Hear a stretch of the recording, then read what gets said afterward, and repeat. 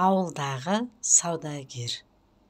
Көктемде тағы ауданда спорт жарыстары өтетін болып, Жомарт қатты дайындалды. Соңғы 90 болған соң сабаққа да көңілі алаңдаулы. 7-ші сыныпқа дейін алған 6 мақтау қағазы. Апасы: "Бұл сенің еңбегіңнің жемісі ғой. Тағы да үйдің төбесінен су өтіп кетсе бүлініп қалар" деп сандығына салып қойған. 3-ші 90-ды жақсы аяқтағанымен соңғысына келгенде әсте босаңсуға болмайды. Спорттық жарысқа да қатысып, мектебіне абырой әпергісі келеді. Үздіктер тақтасынан да түсіп қалуға болмайды. Қанша жыл болды, галстугы мойнында, кекілі жылтырап, көзі күлімдеп, тақтадан ары-бері өткендерге қарап тұрады. Апасы да оны мақтаныш етіп, шаң басып қалмасын деп суретіңді сүртіп қойдым. Сол қатарды жуатын әйел салақтау деп, еден жуатын әріптесімен сырттай ұрсысып жүреді. Даста мен Кәмшатқа да үлгі, Ақылбек те балаларына Жомарт ағаларың сияқты үздік оқушы, желаяқ болыңдар деп отырады. Олжас та үлкендер айта беретін 5 бағасын біліп алыпты. Олжатай қандай бала десең, 5 деп 5 осағын жайып көрсетеді. Сонымен бұлардың үйіндегі ең сүйікті сан 5. Шонжыға жарысқа мектеп командасы арнайы автобуспен қабырғасына Ақтам орта мектебі деп жазып алып барды. Бұл шағын автобусты Алматыда қызмет ететін, осы мектепті үздік бітірген Сәулетбек деген аға мектепке сыйлапты. Ол өте бай дейді. Дүкендері, ресторандары бар екен, балалардың айтуынша. Осы ауылдағы адамдардың біразы соның қарамағында жұмыс істейтін көрінеді. Мен де өскенде сондай бай болсам, апама төбесінен су өтпейтін үлкен үй алып берер едім, мектепке спорт алаңын салдырып берер едім деп армандап отырғанда, жарыс өтетін аудандық спорт мектебінің алдына келіп қалыпты. Жарыс өте тартысты өтті. 100 метрден де, 400 метрден де Кетпен ауылынан келген Қанағат Көдеков деген баладан оза алмады. Көзі жайнап тұрған сары бала қайда барса да алдына түсіп отырды. Амал жоқ, 2-ші орында қанағат тұтып ауылға қайтты. Әрине, көңілге ауыр тиеді. Былтыр 3-ші орын алды. Биыл 1-шіге шығып, облыстық жарысқа жолдама алсам деп еді. Сол жарыстың арқасында арман болған Алматыны бір көріп қайтсам деп жүрген, бар үмітінің күл талқаны шықты. Басы салбырап, басқа балалармен ауылға қайтатын көлікке мінді. Қайтар жолда автобустарына кәсіпкер Роза тәте отырды. Ол көліктің ішіне кірмес бұрын автобустың астыңғы жағындағы жүк салғышқа дәу-дәу 3 Қытайдың ала қапшығын тықпалап салып, тағы біреуін өзімен ішке алып өтті. Жомарттың жанындағы бос орынға келіп жайғасты. Өзі пора-пора болып тиірілеп, қара торы жүзі қызарып, маңдай шашы көзіне түсіп, әбіршіп кетіпті. Жомартжан, мынаны аяқ астына қойсам саған кедергі болмай ма деп сұрап алды да, жауабын күтпей қапшығын тықпалай бастады. Қысыла-қысыла Жомарт терезеге жабысып қалды. Роза тәте баладан әрнені сұрап сөзге тартқанымен Жомарт көп ашыла қоймады. Ұстазының үмітін ақтамай қайтып келе жатқанына көңілі қапалы еді. Басқа балалар автобустың ішінде ән салып, көңілді әңгімелер айтысып, абыр-дабыр болып, кәдімгі жарыстан бас жүлде алып қайтқандай көңілді. Құртқа сұлу баптаған тайбурыл аттай біздің Жомарттың 40 күн кемдігі болып қалды. Әйтпесе алатын еді деп дене шынықтыру ағай күліп қойды. Кетпеннің баласы желаяқтың өзі екен, енді естиміз ғой, облыстан озар ма екен? Қанағат Көдеков деген спортшы болам деп жүрген көрінеді. Ол егер облыстан ең болмағанда 3-ші орынға ілінсе, Алматыдағы спорт мектебіне әкетеді екен деп балалар жорамал айтып, бас бәйген алған көрші ауылдың жүйрігін сөз етіп келеді. Апасы таңертең үйден шығарда, үрім бұтақтан қарайып қалған жалғызсың, жарсам деп өкпең өшіп құлама, алдымен амандығыңды ойла. жарысқыш болсаң оқумен жарыс деп шығарып салған болатын. Бірінші орын ал, абыроймен орал деп жақсылап бата бермегені де себепші болған шығар. Апасының кейде ұстап қалатын сондай қырсық мінезі бар. Спортты біліммен қатар қоймайды. Ол үшін сабағын 5-ке оқыған, марапат қағаз алған бала өскенде бірдеңкеге жетеді, яғни адам болады. Бірдеңкеге жету дегені не? Адам болу дегені не? Жақсы оқып білім алмағандар адам емес пе? Өзінің сауаты 5 кластық, сонда өзі кім? Осындай қапалы ойлармен ауылға да жетті. Автобус оқ етіп тоқтағанда басын әйнекке бір соғып барып, орнынан көтерілді. Роза тәте мықшындап екеуінің ортасындағы ала қабын тартқылап шығарып алды. Жомарт оның қолтығының астынан сытылып шықты да, баспалдақта тұрып сүйреп келген қабын қолынан жұлып алып оң иығына бір-ақ лақтырды. Роза тәте түсе сала жүк салғышқа жүгірді. Топырлаған балалар одан өз спорт сөмкелерін алып жатты. Жомарт иығындағысын жерге қойып, тәтесінің ала қаптарын суырып ала бастады. Екеуі екі жақтап жүгін түгендеп жатқанда автобус қозғалып, жоғарғы ауылға беттеді. Спорт сөмке асынған балалар жан-жаққа тарап ұзап барады. Роза 2 доңғалағы бар кішкентай қол арбасын жайып, бір қабын салды. Үстіне екіншісін мықшындап қойып жатыр еді.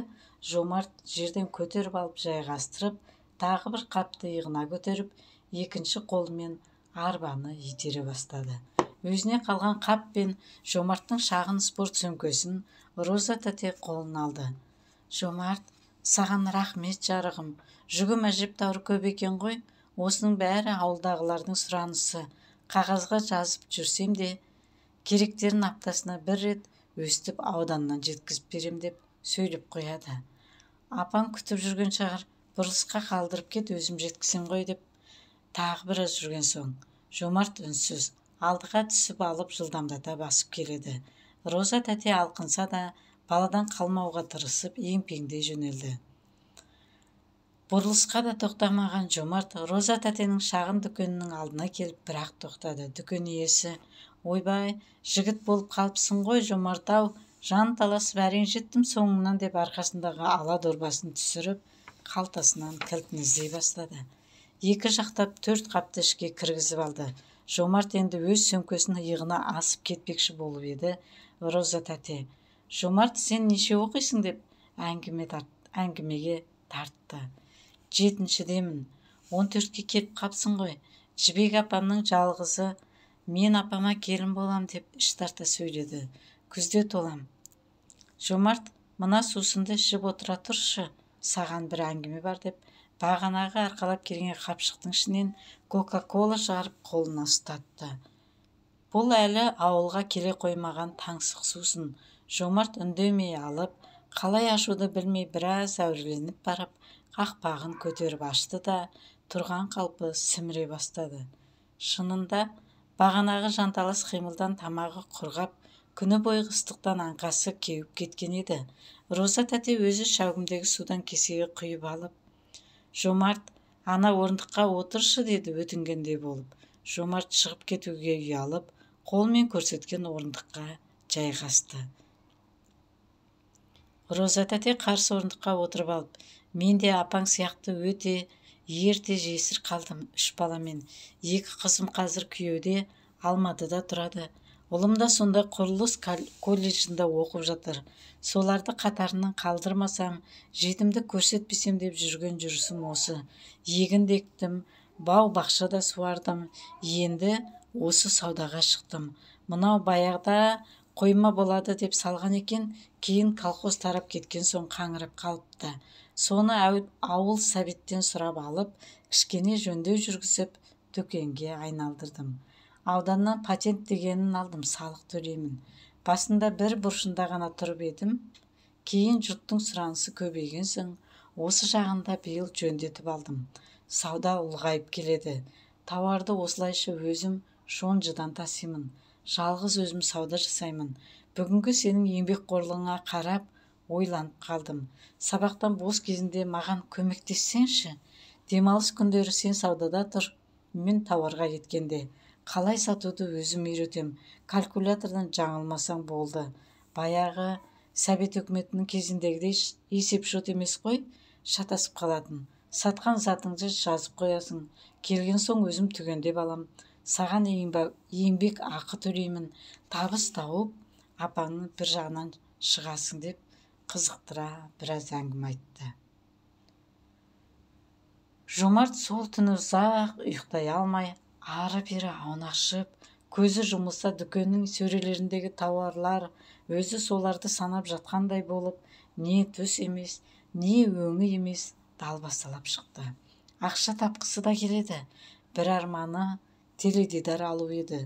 Соған ақша жинар еді. Әзірше апам айтпай, Роза тәтеге көмектесе берейін. Біраз ақша жинаған соң түсіндірермін деп шешіп, ертесі сабақтан шыққан соң дүкенге барды. Ол есіктен кіргеннен Роза тәте қуанып кетті. Дастан, келдің бе? Кешегі тауарларды реттеп жатыр едім. Кел ішке кір деп заттар сақтайтын қоймасы жаққа шақырды. Сәлеметсіз бе деп бұл да амандасып қолындағы сөмкесін орындыққа қойды. Не болды? Маған көмекші боласың ба? Деп Роза тәтесі жалынғандай қарады. Егер қазір Жомарт жоқ десе, отыра қалып жылайтын адамның жүзі. Жұмыс беруші емес, өзі баладан жұмыс сұрап тұрғандай аянышты көзқарас. Иә, деді бала дауысы ақырын шығып. Онда жақсы болды, әкел қолды деп Роза тәтесі қуанып кетіп, жанына жетіп келіп құшақтап, бауырына басты. Ал бастайық, деді де, алдына журналын, калькуляторын қойып, Жомартты жанына отырғызып алып, алғашқы сабағын жүргізді. Сол күннен басталған Жомарттың жұмысы, оның жарыстан бас жүлде алмай-ақ, адамдарға не керек екенін айтқызбай біліп, сол замандағы ең керек нәрсе нарық заңын игеріп, үлкен биіктерге бастайтынын ешкім білмеді. Жомарт сабақтан шыға дүкенге жүгіреді, үй тапсырмасында сонда отырып орындап тастайтыны бар. Белесібеті әрдайым сонда тұратын, аралықта соған отыра сала зымырағаннан зымырап, үйге барып, олжасын көріп, кәмшатқа су тасып береді. Апасына да барып еден жуысып қайтады. Өзі құралпас балалармен футбол ойнағанды қойды. Сен келгелі қолым босап қалды ғой деп Роза тәтесі қуанып жүр.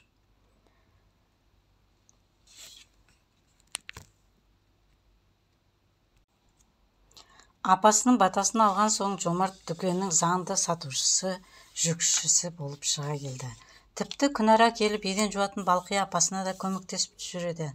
Ұжымда 3 адам болып товарды қалай өткіземіз, қарыз дәптердегі қарыздарды қалай жинаймыз, қазір жаңадан не шықты, тапсырыстың көп тауарын қай жерге жинаймыз, қалай орналастырсақ келушілердің көзіне түседі деген ақылдасу жиналысын да өткізетін болды. Жомартта идея көп. Роза тәте ойлап таппайтыным жоқ деп таң қалады. Бірде ауданға товарға барғандарында әркімнің суретін қоса жапсырып шығарған күнтізбені көрді. Көлемі шағын, ас үйге, балалар бөлмесіне іліп қоюға болады. Осыған әркімнің ата-ана, ата-әжелерімен түскен суреттерін қоса шығарса, керемет болар еді. Сөйтіп сатайық. Мен мектептен балалардан тізім жасап, суреттерін жинайын. Олар үйлеріне апарып қуанады ғой деп, Роза тәтесіне тың идея айтты. Екеуі сол күнтізбеге тапсырыс беретін жерді сұрастырып жүріп тапты. Баспахана деп аталатын ғимараттың ішінде екен. Арнайы іздеп келген тапсырыс берушілерді баспахана басшысы қуана қарсы алып, бірге жұмыс істеу үшін ұсыныстарын айтып түсіндірді.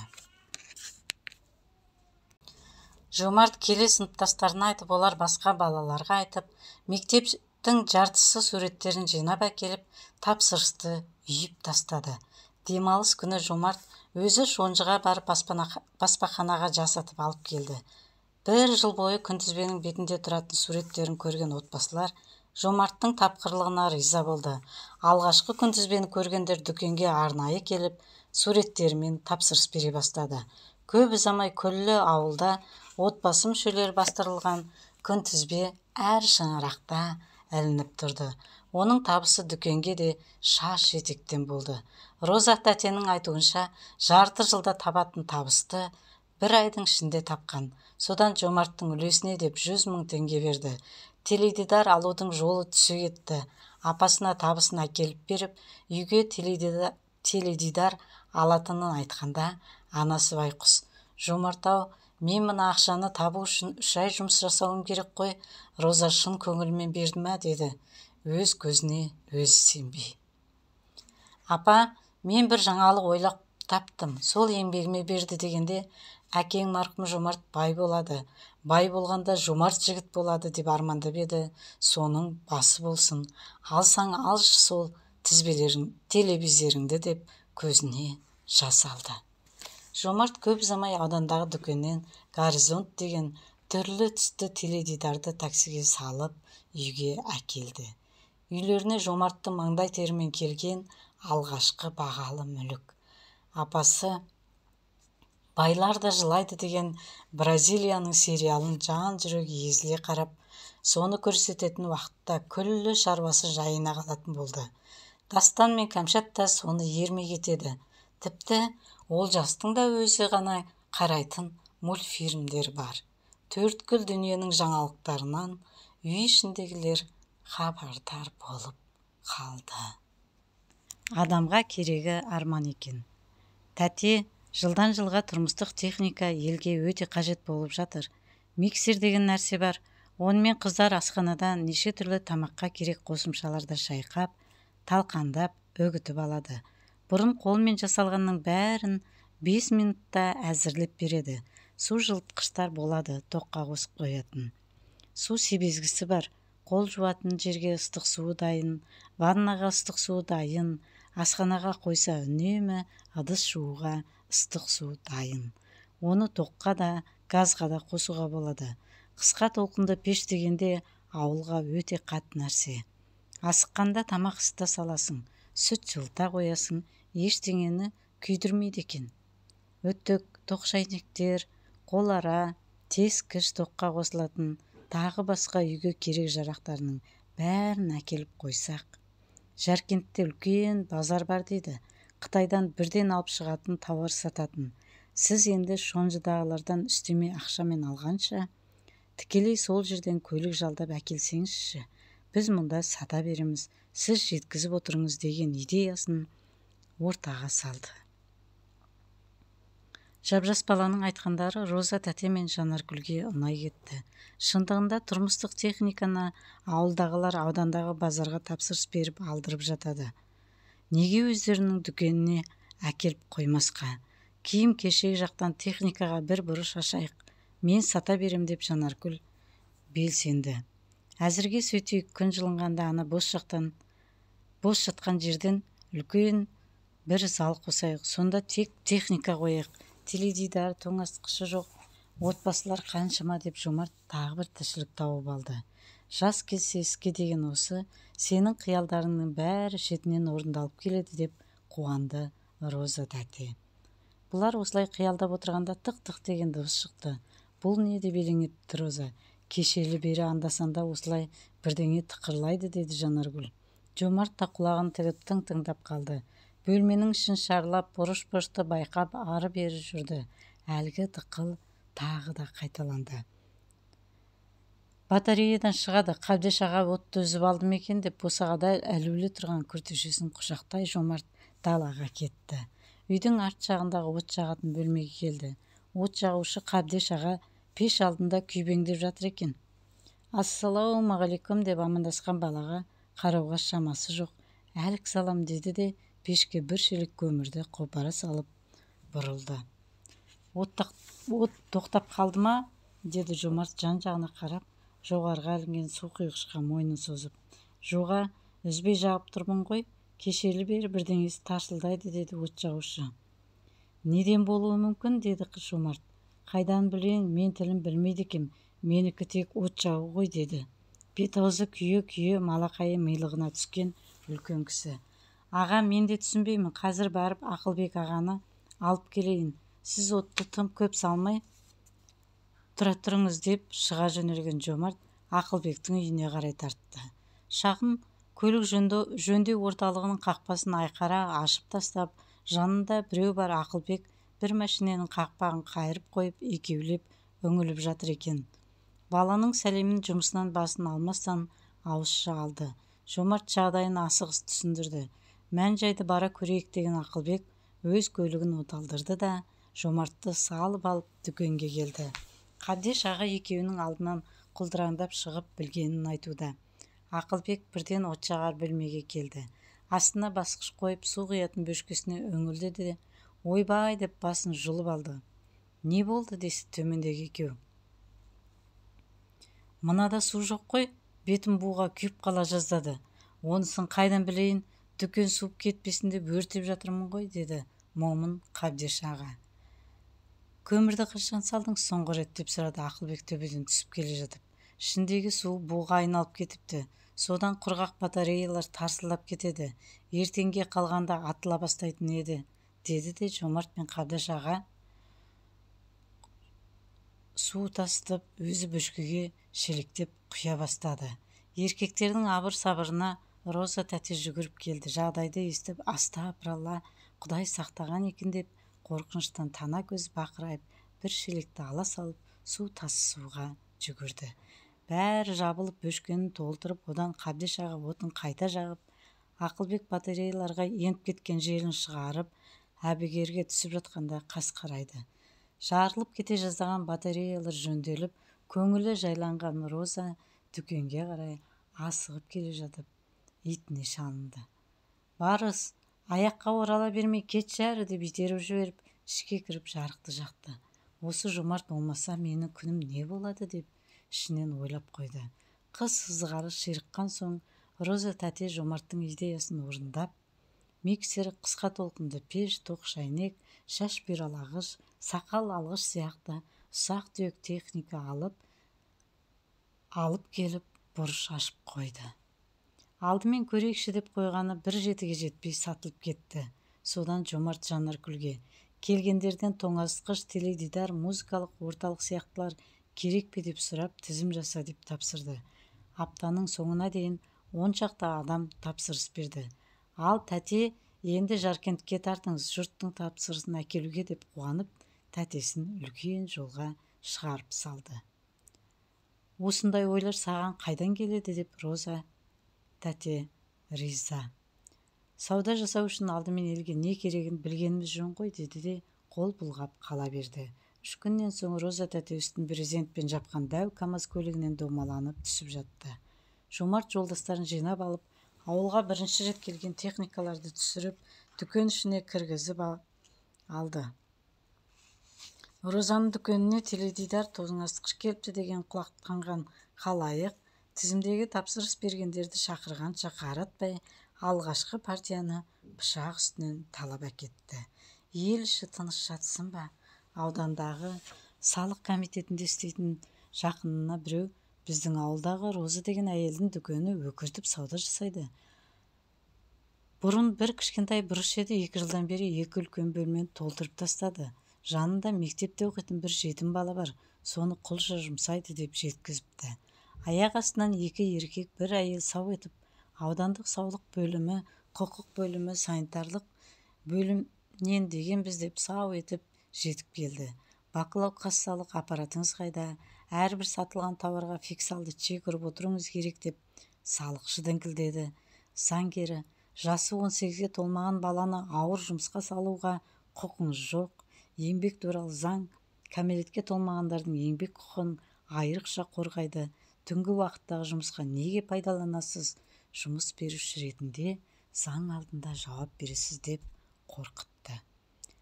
Санитарлық доғдыры, өзіңізбен 3 адам жұмыс істейді екенсіздер, үшеуіңде де санитарлық кітапша жоқ. Сондықтан үлкен айыппұл саламын деп әңгірледі. Бірден дүкенді жаптырып тастады. Роза тәтенің танадай көзі одан әрі бақырайып, мөлтілдеп жас тұнып, әрқайсысына бір жәутеңдеді. Сәкін айтушылардан арашылайтындай Құдайдан басқа сүйенері жоқ. Жомартқа мен туысқан апам болған соң көмектесіп жүрмін деп айт, деді де үйіне қайтарып жіберді. Тапа-тал түсте сауда жасап жатқанда әлгілер Жанаркүлді бас салған болатын. Оны қалай жасырсын, 2 бөлме толған тауарды қалай жоқ десін. Еркектермен болмаса да әйелмен тіл табысайын деп үйінде тауарға жинап отырған ақшасын алдырды. Олар не айтса да басын шұлғып, қандай қағазға қол қой десе де қолын қоя берді. Аралықта екі беті май жаққандай жылтыр күлімкөз әйел дәретханаға барғысы келген сәтті пайдаланып жанына еріп алды. Сыртқа шыққан соң: осы дүкенмен 3 жетім баламды бағып отырмын. Мені аяй көріңдер, енді заңды да тәртіпті де бұзбаймын. Қанша сұрасаң да берейін, үшеуіңе бақылау касса аппаратында қойғызамын деп зар иледі. Бір жолғымен құтылмайсың, мен айына 1 рет келіп тұрам, маған жеке салық төлейсің деді. Әйел басымен құлқынының сонша кеңдігінен жүрегі айнығандай болса да келісті. Жылтыр беттің екі еркекті қалай тез көндіргенін кім білсін, Розаның берген парасын алды да түс ауып көлеңке ұзарғанда келген жолдарына түсті. Дүкені дүрілдеп тұрған Роза тәтенің жөні жығылып, қалтасы қағылып, пұшайман болып, 1-2 аптаға дейін тауарға шыға алмай қалды. Содан кейін көңіліне сақтық пен үрей қосылып, жұмысына біраз өзгерістер енгізді. Жомарт болса күннің көзі жылт еткеннен техника заттарын сататын бөлменің іргесін тұрғыза бастады. Ол сабақтан келгенше 2 құрылысшы аға қабырғаны өре береді. Жомарт келе сөмкесін лақтырады да жоғарғы ауылдағы құрылыс заттарын сататын дүкенге жүгіреді. Жоғарғы сыныпқа өткен сайын сабағы нашарлады. Алгебра, геометрия, физика деген сабақтарды ғана ықылыстана оқиды. Қалғанына жүрдім бардым. Апасы да баяғыдай мақтау қағазын алмадың, төралқаға отырмадым демейтін болды. Қарындасы Кәмшат үздік оқушы, апасының төралқадағы құрметті орнын сол сақтап қалды. Бүгін аптаның ақырғы күні. Енді 1 жеті сабаққа барса, Жомарт 10-шы сыныпты аяқтайды. Зіңгіттей жігіт болды. Апасы айтқандай түр тұлғасы, бойы сорайып, басы сопайып, мұрны қоңқайып, қайратты шашы қасқырдың жүніндей үрпиіп, көзі шүңірейіп, тура әкесіне ұқсап келеді. Мінезіме? Апасы: әкең ағайыны бар, көрші қолаң бар, тамыр таныс бар, бәрінің өтініші орындап, асар жасағанға араласып, жылу жинағанға қолындағы соңғысын беретін, сүйіншіге 1 тоқты, қайғырып көмек сұрағанға 1 қой, баласын жетектеп келгенге 1 қозы лақ таратып отыратын ақ көңіл еді. Содан ба байлық қоңсы қонбады. Ал сен шық бермес шығайбай болайын деп тұрсың. Дәулет қонса саған қонар. Менің бір бет мінезімді алыпсың, қисайған жаңа құламай тынбайтын деп берген мінездемесінен артық не айтсын. Сондай тұйықтығынан болар, Мырзакелдіден басқа досы жоқ. Ес білгелі дүкен, соның бар жоғын түгендеп, дізіп, ыстығына күйіп, суығына тоңып келеді. Роза тәте берген маңдай терінің өтеуі, ақшасын тастай қатып жинап, апасының сандығының түбінде сақтап жүр. Оны екеуі ақ біледі. Теледидардан байлардың өмір жолы туралы хабар көрді. 3 бай азаматтың жеткен жетістігін талдады. Бар ынтасын салып қарап, көкірегіне түйіп, санасына құйып алды. Алғашқысы сіріңке сатудан бастапты. Кәдімгі 1 қорап сіріңке. Бұлай қарасаң көзге көрініп, ауызға іліне бермейтін шырпы. Түбі қып-қызыл от, отсыз өмір жоқ. Адам баласы пайда болғалы ең қажеті де ең қауіптісі. Нарық енді басталған кез еді. Халықтың сұранысын іздедім. Сол елеусіз ғана шырпының адамға өте қажет екенін біліп, қалтамдағы барым $250 Ресейден сіріңке алып, шекарадан қолдап өткізіп, бизнесімді бастадым. Онда институтты енді бітіргелі жүргем дейді. Екіншісі обадалап әтір сататын бизнесін бастапты. Жұмыссыз қалған отбасы. Әйелі екеуі Қытай асып, ол жақтан 2 жәшік тауар әкеліп тіршілік жасапты. Үшіншісі Алматыға оқуға түскеннен ауылдағы жеміс-жидек көкөністі жолдас екеуі атасынан қалған ескі москвич көлігімен тасып жүріп байыпты. Қазір үшеуі де Қазақстандағы алғашқы миллионерлер екен. Үшеуі де бай қуатты өмірді армандадым, мақсатыма жеттім деп тұр. Соны жұртқа үлгі деп көрсетіп, еңбек еткен жанның әйтеуір бір мақсатына жететінін насихаттап түсірген хабар екен. Шынында олар жомарттың да жүрегінің отын жағып алдына мақсат қойдырып ынтасын оятты. Мен де бай болам, апамды ханша да етіп бағам деп армандап қойды. Адамға керегі арман екен, сол жомарттың мақсатына жетер қанат болды.